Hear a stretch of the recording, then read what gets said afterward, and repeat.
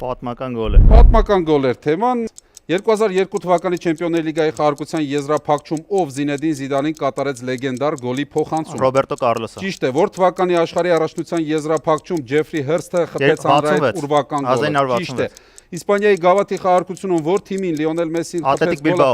Ոչ Խետաֆեին, որ դարպասապահին Գարեթ Բեյլը խփեց իր հանրայինի գոլը 2018 թվականի Չեմպիոնների լիգայի եզրափակում։ Մոռացա դրա անունը։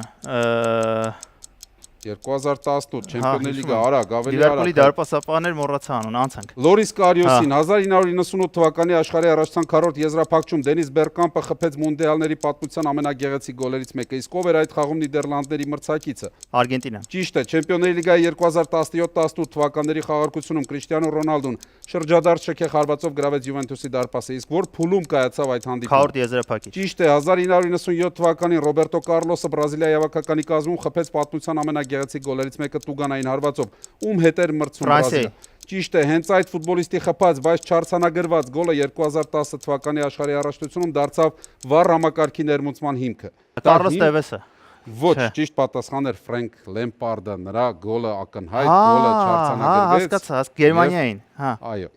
շատ ճիշտ է եւ 8 հարց հասցրի Հայկ ընթերցել, այո, եւ այդ 8-ից դու ճիշտ պատասխանեցիր 5-ին։